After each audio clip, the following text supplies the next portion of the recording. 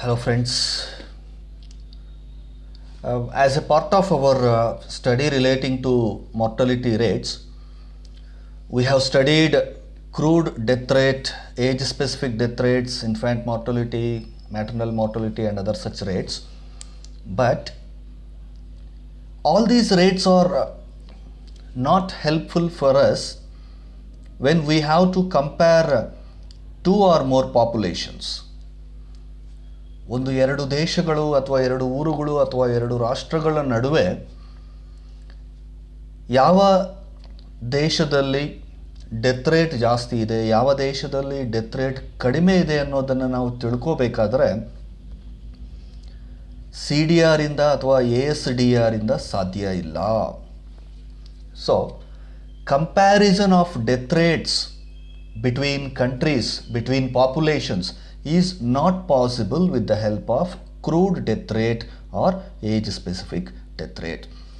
Therefore, we have brought one more measure of mortality, that is standardized death rate, which is helpful for us to compare the populations, compare the death rates among two or more different populations. ಯಾಕೆ compare ಮಾಡಬೇಕು? Because death rates ಆಧಾರದ ಮೇಲೇ ಒಂದು ದೇಶದ ಜನ ಆರೋಗ್ಯವಾಗಿದ್ದಾರಾ ಇಲ್ವಾ ಅನ್ನೋದು ನಮಗೆ ಗೊತ್ತಾಗತ್ತೆ.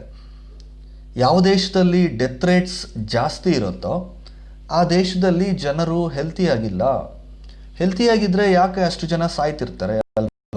ಸಾವುಗಳು ಜಾಸ್ತಿ ಆಗ್ತಾ ಇದೆ, ಜನ ಜಾಸ್ತಿ ಸಾಯ್ತಾ ಇದ್ದಾರೆ ಒಂದು ದೇಶದಲ್ಲಿ ಅಂತಂದರೆ ಅಲ್ಲಿ ಡೆತ್ ರೇಟ್ ಜಾಸ್ತಿ ಇದೆ. ದಟ್ ಮೀನ್ಸ್ ಪೀಪಲ್ ಆರೋಗ್ಯವಾಗಿದ್ದರೆ ಯಾಕೆ ಸಾಯ್ತಾರೆ ಅಲ್ವಾ? ಸೊ ಹಾಗಾಗಿ to know whether you have more healthy people in a country, to know whether the one country is having more deaths or less deaths ಅನ್ನೋದನ್ನು ಕಂಪೇರ್ ಮಾಡಬೇಕಾದ್ರೆ ನಮಗೊಂದು universal rate mechanism ಬೇಕಾಗತ್ತೆ. ಅದನ್ನೇ ನಾವಿಲ್ಲಿ standardized death rates in the short form STDR ಅಂತ ಹೇಳಿ calculate ಮಾಡ್ತೀವಿ. What is this STDR? Standardized death rate is the weighted average of ASDRs of population by taking standard population as weights. So, weighted average of age specific death rates. Age specific death ರೇಟ್ಸನ್ನು calculate ಮಾಡಿಕೊಂಡು ಅದರ weighted ಆವರೇಜನ್ನು ತಗೊಳ್ತಾ ಇದ್ದೀವಿ. You might have understood the concept of, ನೀವು mean ಎಲ್ಲ calculate ಮಾಡಬೇಕಾದ್ರೆ simple ಮೀನ್, weighted mean ಎಲ್ಲ ಕೇಳಿರ್ತೀರ. Here we are trying to add some weightage. ಆ ವೆಯ್ಟೇಜ್ ಯಾವುದಪ್ಪ ಇಲ್ಲಿ ಅಂತಂದರೆ standard population. Why do we need this weight? ಈ ಸ್ಟ್ಯಾಂಡರ್ಡ್ ಪಾಪ್ಯುಲೇಷನ್ ಅನ್ನೋ ವೆಯ್ಟ್ ಯಾಕೆ ಬೇಕು? Let us say for example, recently corona issue is going on. Bengaluru ನಗರದಲ್ಲಿ ಕೊರೋನಾಗೆ 500 ಜನ ಸಾವನ್ನಪ್ಪಿದ್ದಾರೆ. 500 people has dead in Bangalore city. And there is one more village in Karnataka. ಆ ವಿಲೇಜಲ್ಲಿ ಇರೋ ಪಾಪ್ಯುಲೇಷನ್ ಬರೀ 5,000 ಜನ. ಇನ್ ದಟ್ ವಿಲೇಜ್ ಕರೋನಾಗೆ 100 ಪೀಪಲ್ ಹ್ಯಾವ್ ಡೈಡ್. 5,000 ಜನ ಪಾಪ್ಯುಲೇಷನ್ ಇರುವಂತಹ ಒಂದು ಊರಲ್ಲಿ 100 ಜನ ಕೊರೋನಾಗೆ ಸತ್ತು ಹೋಗಿದ್ದಾರೆ. ಬೆಂಗಳೂರಲ್ಲಿ 500 ಜನ ಸತ್ತು ಹೋಗಿದ್ದಾರೆ. ಈಗ ಹೇಳಿ, ಯಾವ ಊರಲ್ಲಿ ಕರೋನಾ ಡೆತ್ಸ್ ಜಾಸ್ತಿ ಆಗಿದೆ, ಡೆತ್ ರೇಟ್ ಜಾಸ್ತಿ ಇದೆ ಅಂತ ಕೇಳಿದ್ರೆ ಇಮಿಡಿಯೇಟ್ ಆಗಿ ಕೆಲವ್ರು ಏನು ಹೇಳ್ತಾರೆ, ಬೆಂಗಳೂರಲ್ಲಿ 500 ಜನ ಸತ್ತಿದ್ದಾರಾ, ಈ ಊರಲ್ಲಿ ಬರೀ 100 ಜನನ, ಹಂಗಾರೆ ಬೆಂಗಳೂರಲ್ಲೇ ಜಾಸ್ತಿ ಸತ್ತಿರೋದು. But the answer is wrong. Why? ಬೆಂಗಳೂರಿನ ಪಾಪ್ಯುಲೇಷನ್ ಎಷ್ಟು? More than 1 crore. 1 ಕೋಟಿ ಜನಸಂಖ್ಯೆ ಇರುವಂತಹ ಒಂದೂರಲ್ಲಿ 500 ಜನ ಸಾಯೋದು, ಬರೀ 5,000 ಜನ ಇರುವಂತಹ ಒಂದು ಊರಲ್ಲಿ 100 ಜನ ಸಾಯೋದು ದೊಡ್ಡದು ಅಲ್ಲ. ಸೊ ಈ ಊರಲ್ಲೇ ಜಾಸ್ತಿ ಡೆತ್ ರೇಟ್ ಇದೆ. ಇವ್ರು 5,000 ಜನಕ್ಕೇನೆ 100 ಜನ ಸತ್ತೋಗಿದ್ದಾರೆ. ಆ ಲೆಕ್ಕದಲ್ಲಿ ಅಲ್ಲಿ ಕೋಟಿಗಿಂತ ಜಾಸ್ತಿ ಇದ್ದಾರೆ ಪಾಪ್ಯುಲೇಷನ್, ಅಲ್ಲಿ ಎಷ್ಟು ಜನ ಸಾಯಬೇಕು? ಸೊ ಪ್ರತಿಯೊಂದು ದೇಶದಲ್ಲೂ, ಪ್ರತಿಯೊಂದು ಊರಲ್ಲೂ, ರಾಜ್ಯದಲ್ಲೂ ಡಿಫ್ರೆಂಟ್ ಪಾಪ್ಯುಲೇಷನ್ಸ್ ಇರೋದ್ರಿಂದ ನಾವು ಕಂಪೇರ್ ಮಾಡ್ಕೊಳ್ಳೋದಕ್ಕೆ ಆಗೋದಿಲ್ಲ. ಹಾಗಾಗಿ ಸ್ಟ್ಯಾಂಡರ್ಡೈಸ್ಡ್ ಡೆತ್ ರೇಟ್ ಅನ್ನೋ ಒಂದು ಮೆಷರಿಂದ ನಾವೇನು ಮಾಡ್ತೀವಿ, ಈ ಏಜ್ ಸ್ಪೆಸಿಫಿಕ್ ಡೆತ್ ರೇಟ್ಸ್ಗೆ ಒಂದು ವೆಯ್ಟೇಜನ್ನು ಆ್ಯಡ್ ಮಾಡ್ತೀವಿ. by taking universal same standard population. ಒಂದೇ ಸ್ಟ್ಯಾಂಡರ್ಡ್ ಪಾಪ್ಯುಲೇಷನನ್ನು ತಗೊಂಡು ಆ ಪಾಪ್ಯುಲೇಷನ್ಗೆ ನಾವು ಕಂಪೇರ್ ಮಾಡೋದ್ರಿಂದ you can get a clear picture of the death rates. So ಯಾವುದಿದು standard population? There will be a neutral separate population figure which will be applied for both the populations. Let's ಈಗ ನಾವೊಂದು ಎರಡು ಊರುಗಳ ನಡುವೆ comparison ಮಾಡ್ತಾ ಇದ್ದೀವಿ ಅಂತ ಅಂದ್ಕೊಳ್ಳಿ. Let's A town A town B compare ಮಾಡ್ತಾ ಇದ್ದೀವಿ. ಸ್ಟ್ಯಾಂಡರ್ಡ್ ಪಾಪ್ಯುಲೇಷನ್ ಯಾವುದು? ಟೌನ್ ಎದು ಟೌನ್ ಬಿದು ಅಲ್ದಿರ ಬೇರೆ ಯಾವುದಾದ್ರೂ ಒಂದು ಫಿಗರನ್ನು ನಾವು ಸ್ಟ್ಯಾಂಡರ್ಡ್ ಪಾಪ್ಯುಲೇಷನ್ ಅಂತ ಹೇಳಿ ಕನ್ಸಿಡರ್ ಮಾಡ್ಬೋದು. So one particular population is taken as standard. ಬೇರೆ ಪಾಪ್ಯುಲೇಷನನ್ನು ತಗೋಬೋದು. ಸಮ್ಟೈಮ್ಸ್ ಯಾವುದೋ ಒಂದು ಟೌನಿನ ಪಾಪ್ಯುಲೇಷನನ್ನೇ ಸ್ಟ್ಯಾಂಡರ್ಡ್ ಪಾಪ್ಯುಲೇಷನ್ ಅಂತಾನೂ ತಗೋಬೋದು. So standard population can be A third amount which is not related to that particular towns which we are comparing, or it can be the population of any one town which we are considering also. So ಈ ಎರಡೂ situations ಅಲ್ಲಿ either the weights taken for calculating standardized death rates can be the local populations of the towns in consideration, or it may be a entirely different new third population also. So we'll get to understand this concept when you are taking and working out problems. Now, after understanding what is standardized death rate, let us see the formulas applied for this standardized death rates. Now, standardized death rates now calculate ಮಾಡಬೇಕಾದ್ರೆ very carefully you understand. Here comparison is going on.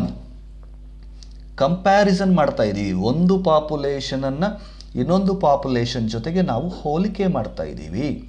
So ಆ ಥರ ಹೋಲಿಕೆ ಮಾಡಿದಾಗ ನಾವು ಎರಡು ಹಳ್ಳಿಗಳದ್ದು population compare ಮಾಡ್ಬೋದು, ಎರಡು ಟೌನ್ಸ್ದೋ ಅಥವಾ ಎರಡು ಸಿಟೀಸ್ದೋ ಪಾಪ್ಯುಲೇಷನ್ ಕಂಪೇರ್ ಮಾಡ್ಬೋದು, ಎರಡು ಸ್ಟೇಟ್ಸ್ದೋ ಅಥವಾ ಎರಡು ಕಂಟ್ರೀಸ್ದೋ ಪಾಪ್ಯುಲೇಷನನ್ನು ಕಂಪೇರ್ ಮಾಡ್ಬೋದು. ಎರಡಕ್ಕಿಂತ ಹೆಚ್ಚಿಗೆನೂ ಮಾಡ್ಬೋದು, but here we restrict our discussion only for two populations.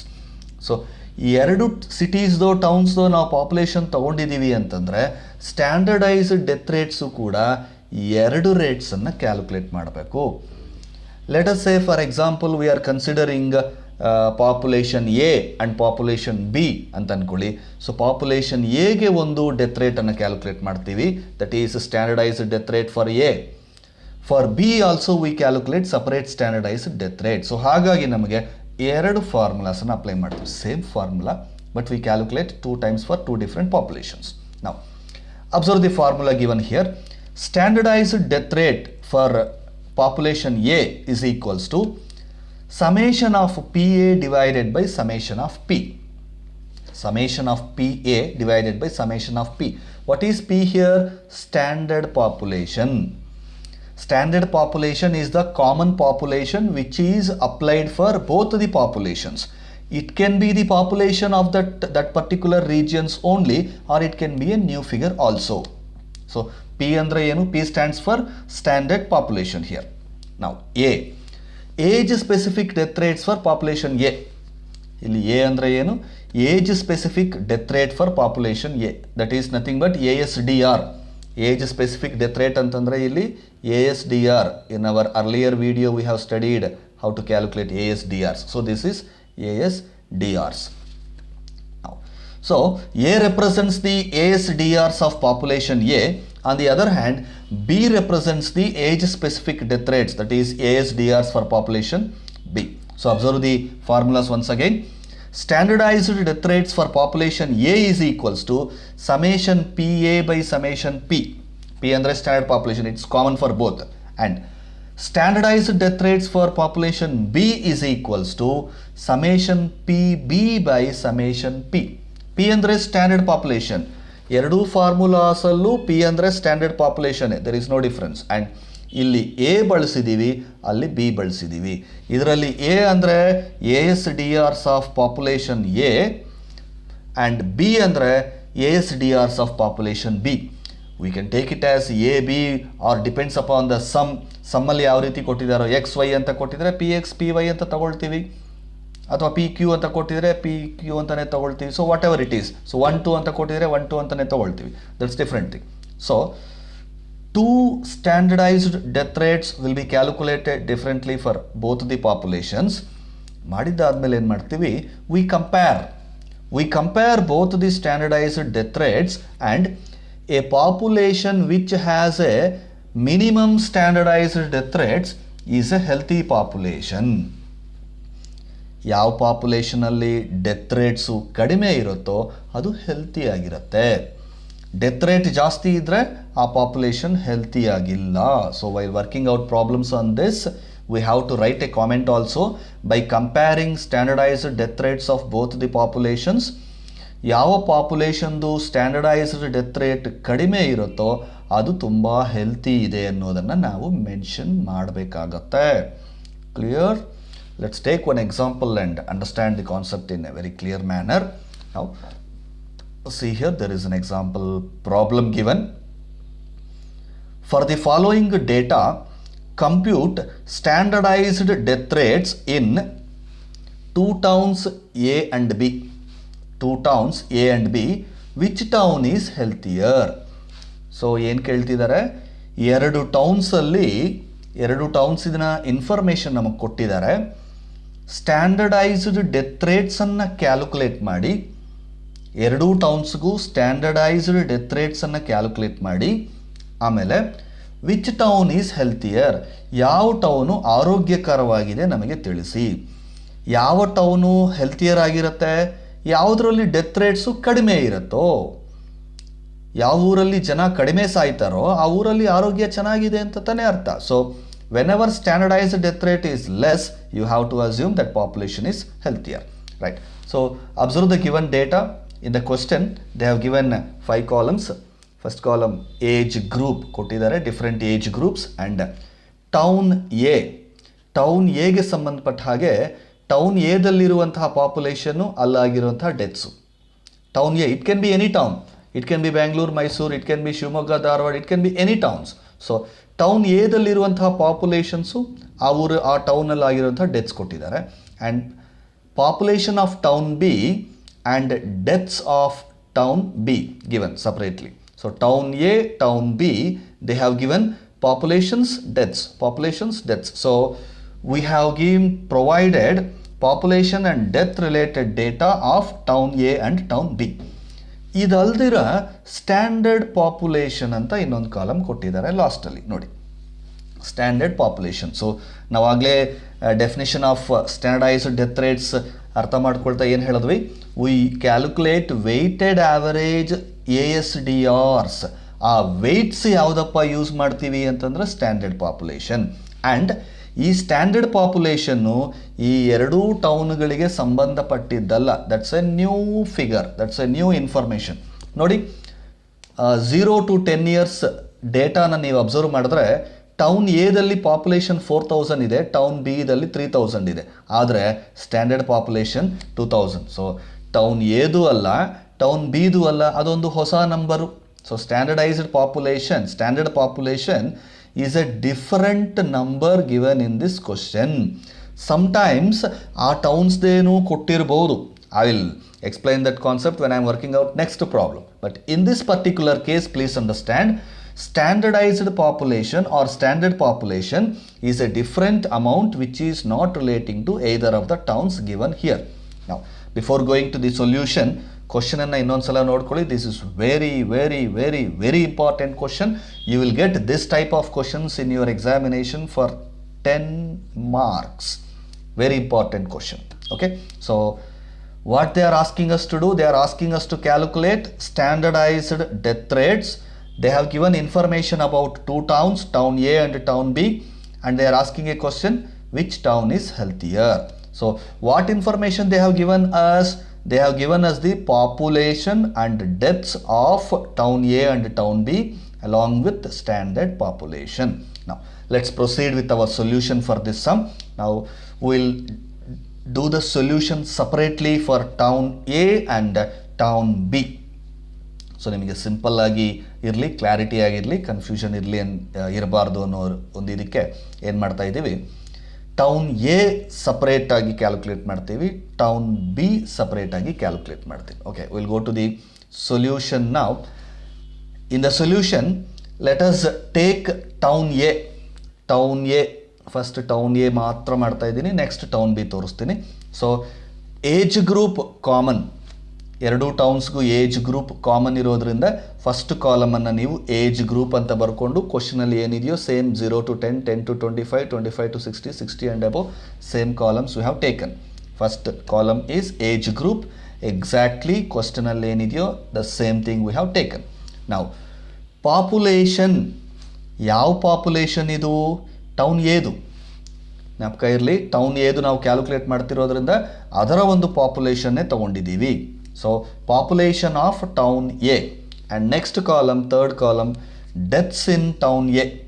So ಈ ಫಸ್ಟ್ 3 ಕಾಲಮ್ಸು ಕೂಡ ಕ್ವಶನಲ್ಲಿರೋದನ್ನೇ ತೊಗೊಂಡಿದ್ದೀವಿ. ಇದೆಲ್ಲೂ ಹೊಸ ಇನ್ಫಾರ್ಮೇಷನ್ ಅಲ್ಲ, ನಮಗೆ ಕ್ವಶನಲ್ಲಿ ಏನು ಪ್ರೊವೈಡ್ ಮಾಡಿದ್ದಾರೆ, age group, population, deaths relating to town A.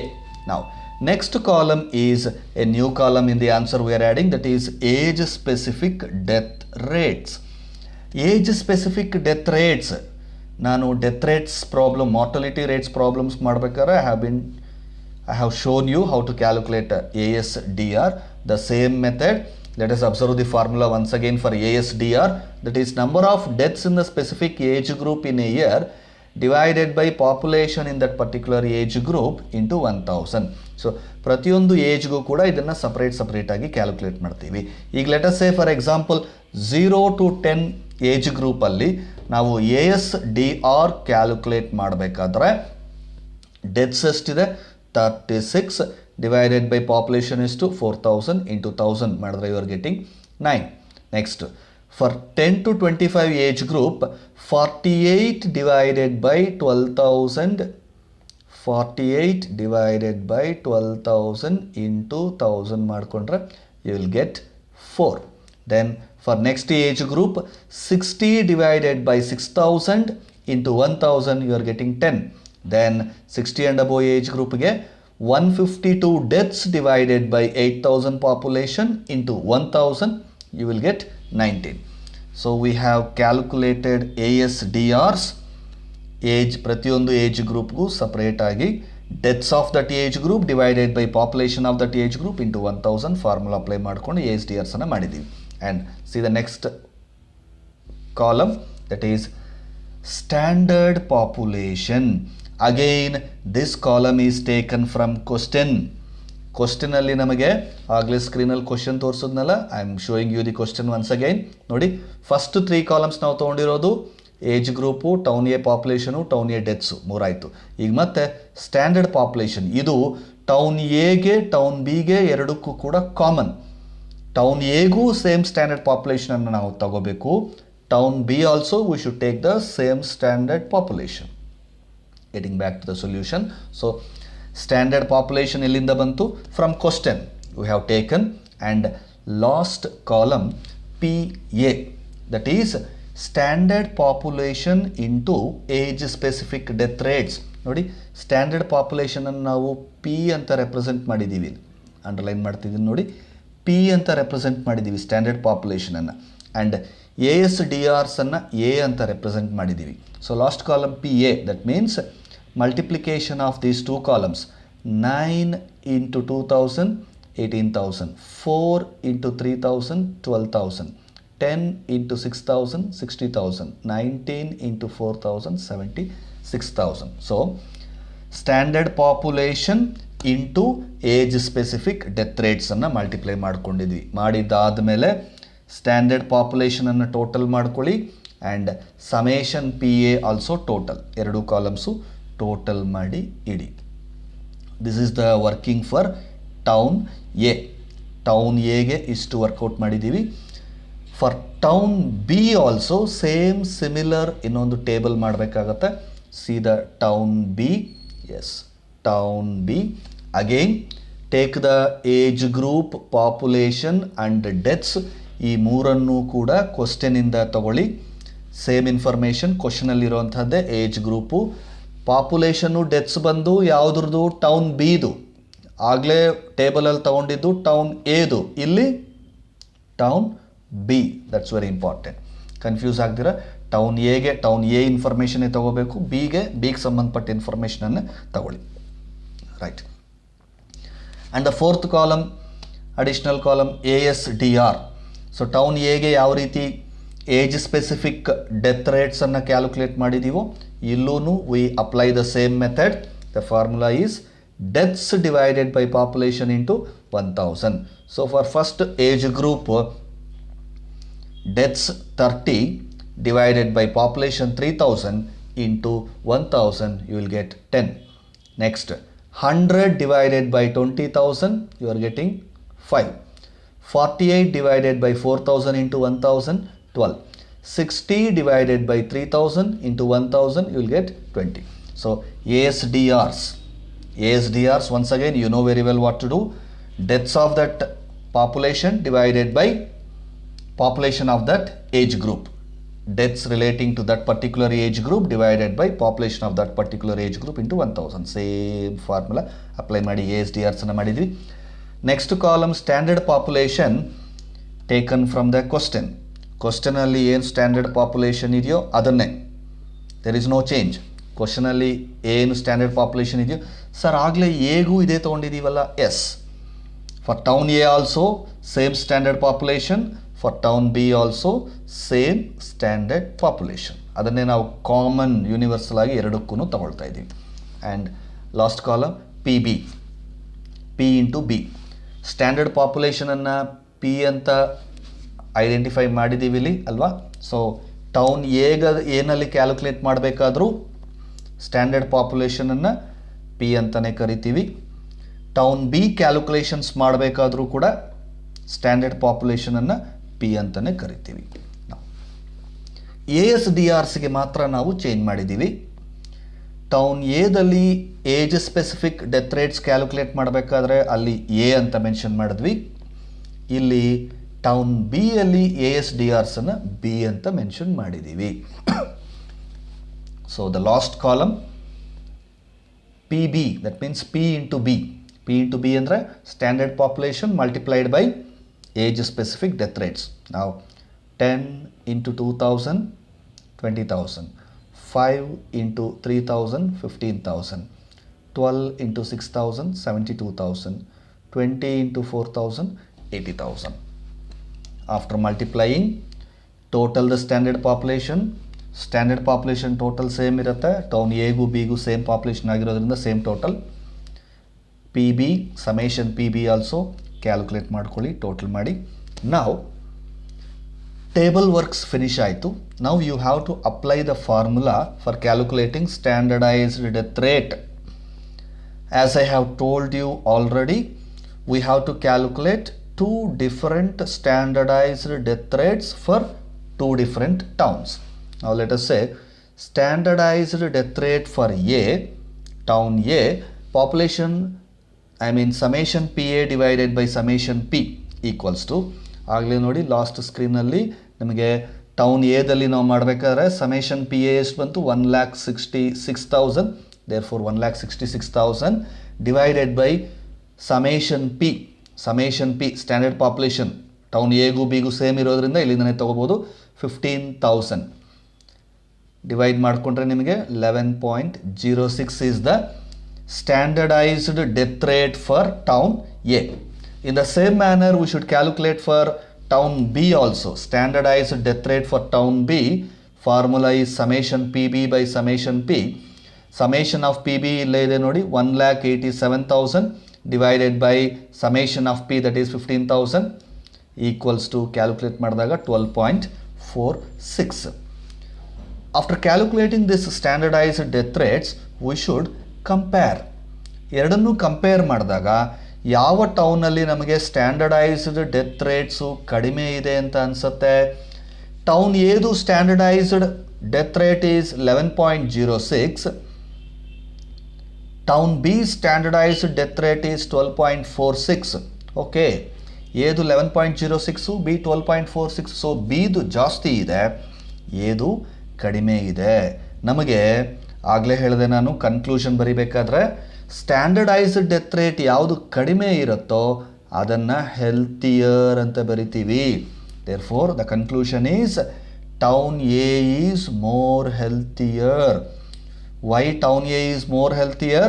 Because The standardized death rate in town A is lesser than town B. Clear? Go through this very carefully. That's the end of this video. I'll come out with some other problems in the next video. Thank you.